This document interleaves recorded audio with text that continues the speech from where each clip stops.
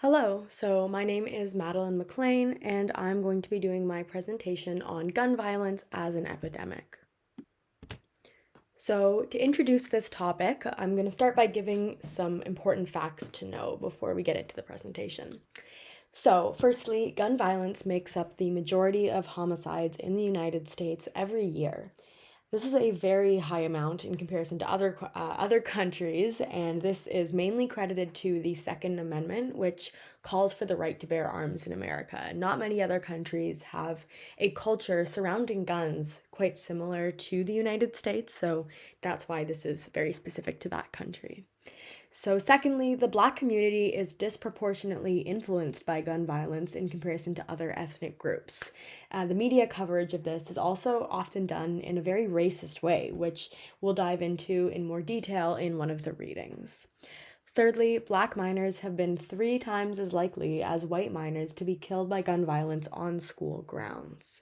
And fourthly, many more Black minors have been exposed to gun violence at school in comparison to white minors. All right, so for this presentation, we're going to be going over 3 readings, 2 of which were prescribed readings for this week's topic, and one of which is a reading that I selected.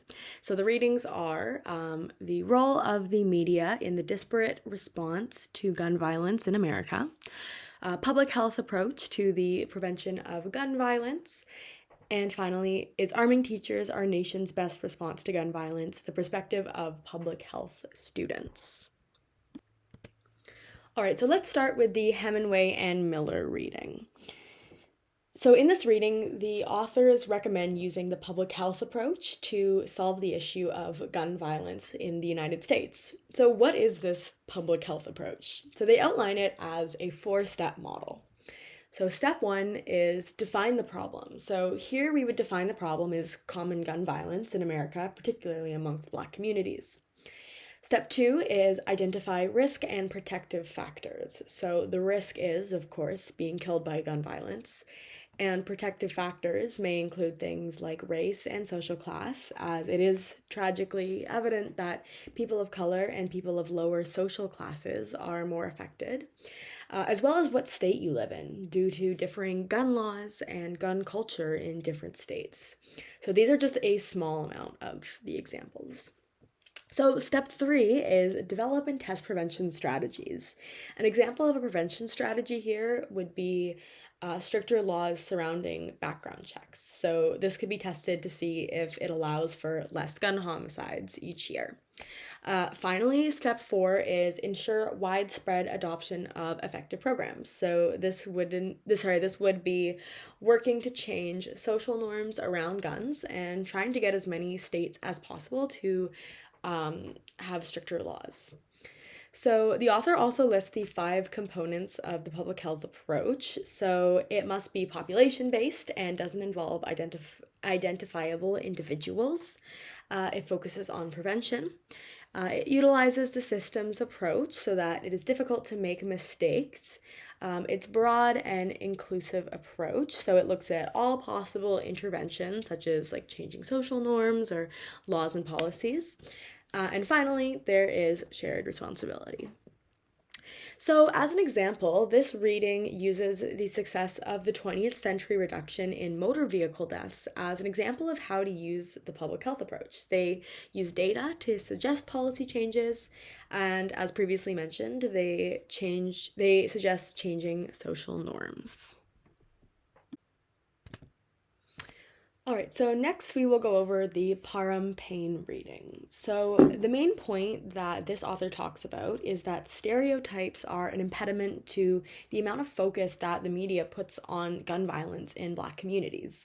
So she starts by discussing how the Newton Elementary School shooting sparked the most kind of calls to action surrounding this topic.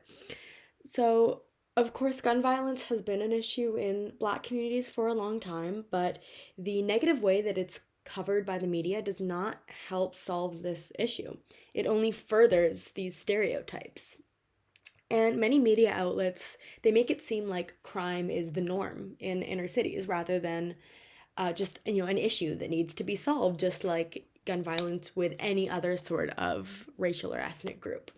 So it's not something that's just a harsh reality for Black communities. It can be changed, and that is something that the media needs to focus on rather than just portraying it as an issue which furthers racism. So lots of people rely on the media to inform them on issues and news. And so the media is responsible for viewers' perceptions of gun violence in Black communities. The issue is that the media supports kind of the dominant ideology.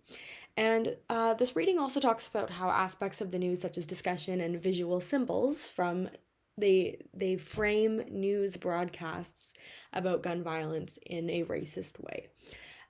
This is an issue because people rely on the news, of course, to inform them. So if their source is giving racist information, then that furthers discrimination.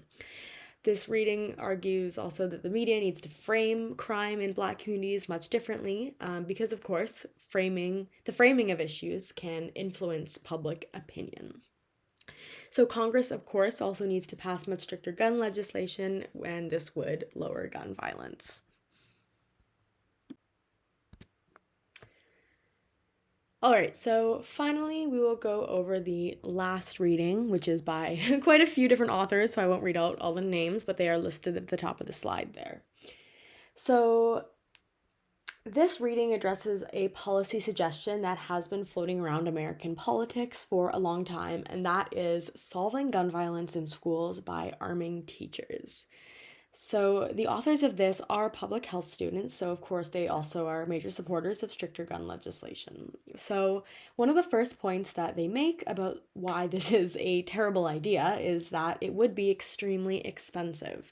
They discuss how schools already struggle for basic funding, so why should they be purchasing guns if they can't even purchase enough pencils? Another issue here is training. This would be difficult to organize, difficult to get all teachers on board with, and expensive. So this reading also addresses how many use the Second Amendment as their argument to keep guns available.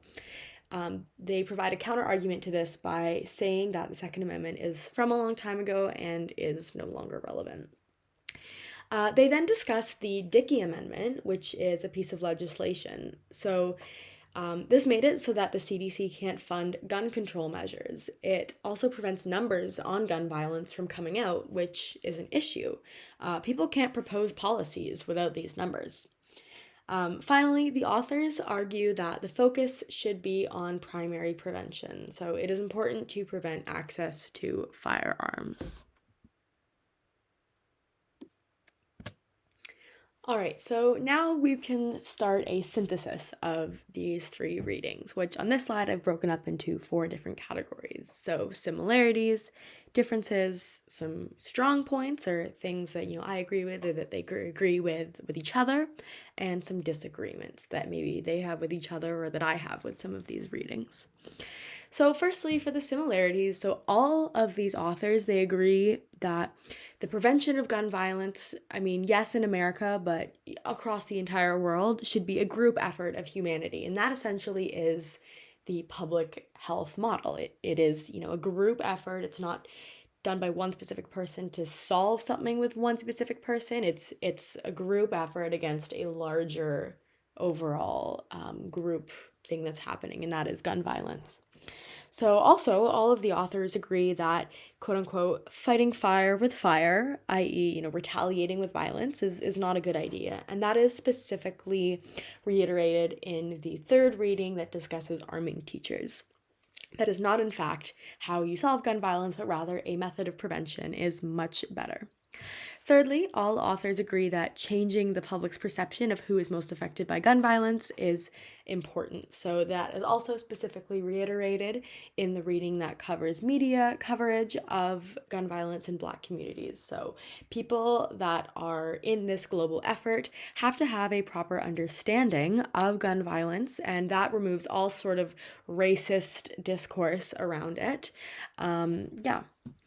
So then to move on to the differences.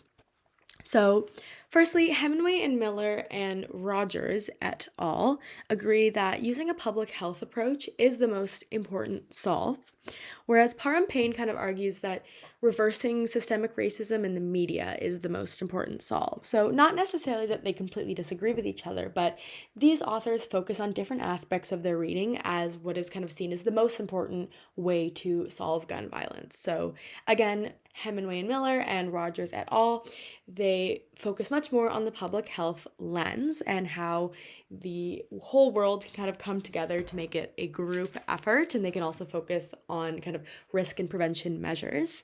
They can also kind of look at different strategies, whereas Parr and Payne looks much more at how what the media is doing is reiterating racism and therefore increasing the amount of gun violence in America. And she argues that it is much more of a focus on the media rather than a public health approach. So there are some differences there in how they believe it should be solved. So secondly, Hemingway and Miller agree that there is a systematic model of steps and approaches, whereas Parr and Payne looks at an overall social change in how the media represents gun violence. Now, this difference is quite similar from the one that I just mentioned. Hemingway and Miller are looking much more into using the same model that they use for other things. For example, they used motor vehicle deaths in the 20th century, the reduction of as an example of how this public health approach can be used as a model against many different types of things that can be called a public health crisis. And Parr and Payne thinks that it's more about spreading a new message, again, through the media, because they are very influential in public opinion. They're focused more on, spreading a new message to people who follow the media so that people are kind of rewiring how they are thinking about gun violence in Black communities across America.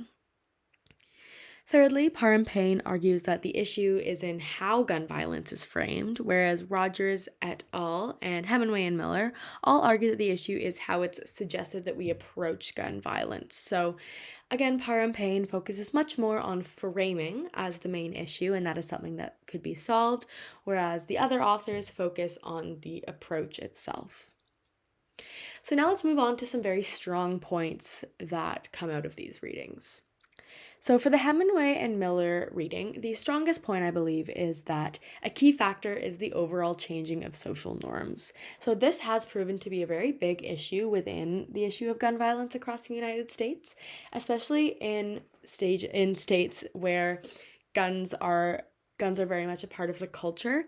That is where the social norms need to change. So of course, if you look at the South, more Republican areas, it's very common to follow the Second Amendment, to have guns as protection, as showing that you have the freedom to follow the Second Amendment. And this is a very big issue, according to Hemingway and Miller. They believe that if we are able to change social norms so that more people in the United States are accepting of having stricter gun legislation, then that would be a very good way to use the public health approach to reduce gun violence and gun homicides.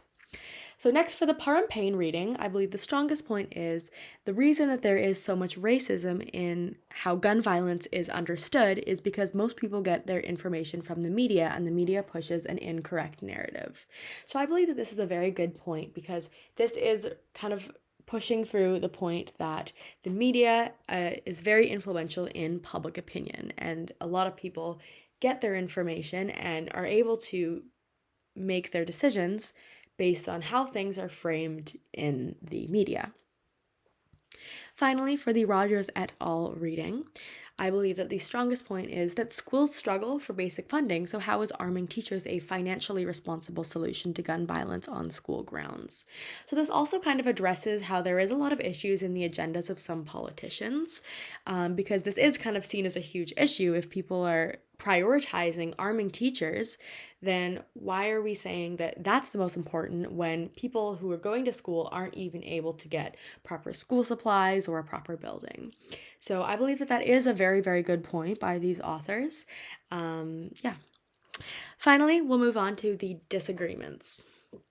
So for Hemingway and Miller, one disagreement that I had with this reading is the comparison to motor vehicle deaths. I believe this is a little bit inaccurate, because one important thing is that there's actually no drunk driving / anti-seatbelt lobby, whereas the NRA is a huge pro-gun lobby. So they don't really take into consideration that the public health approach may not work because there is always going to be this massive lobby that is pro-gun, whereas I'm not personally familiar with any sort of lobby that is kind of against, drunk drive, or that is, pro drunk driving, who's encouraging people to be drunk when they drive or encouraging people not to use seatbelts. So I think there's a little bit less kind of pushback in the example, so I don't believe that it is the best comparison.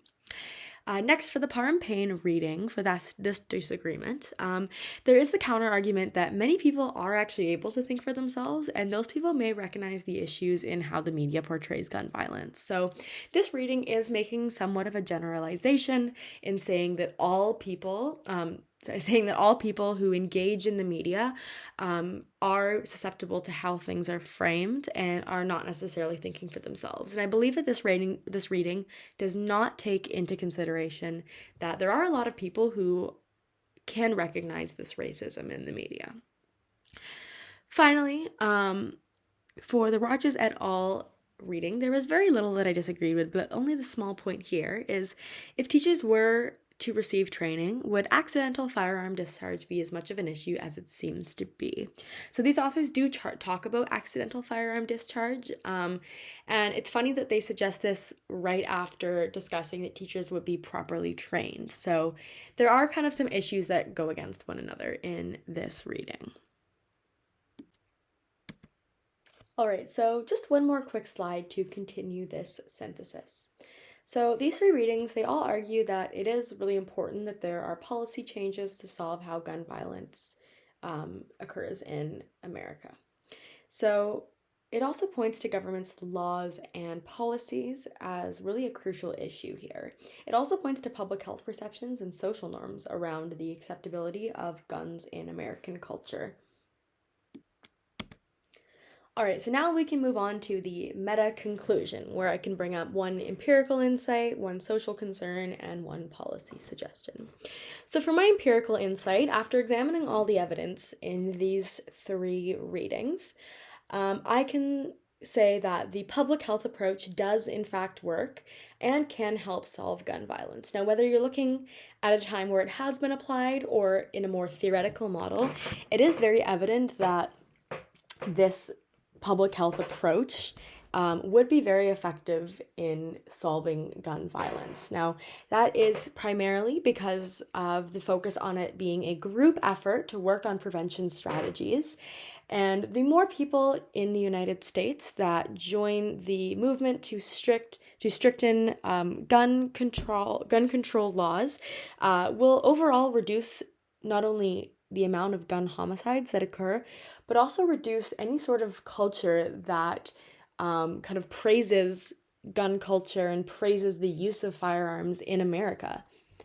So for my social concern, I said, will not recognizing the basis of the Second Amendment further polarize America?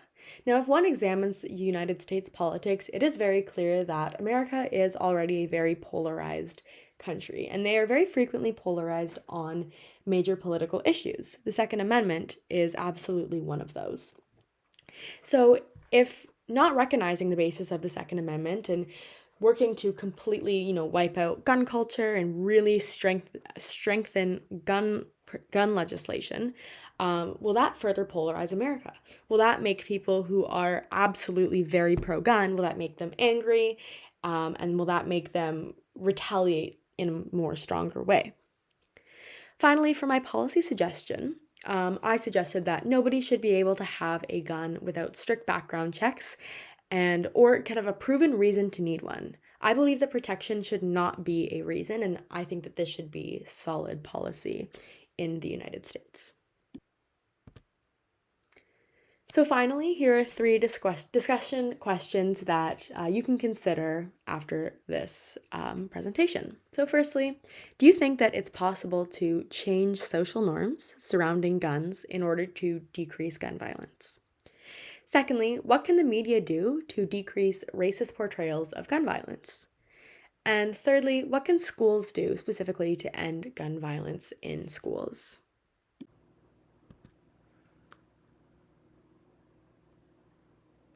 All right, so that is the end of my presentation. Thank you very much for listening, And yeah, have a good day, everybody.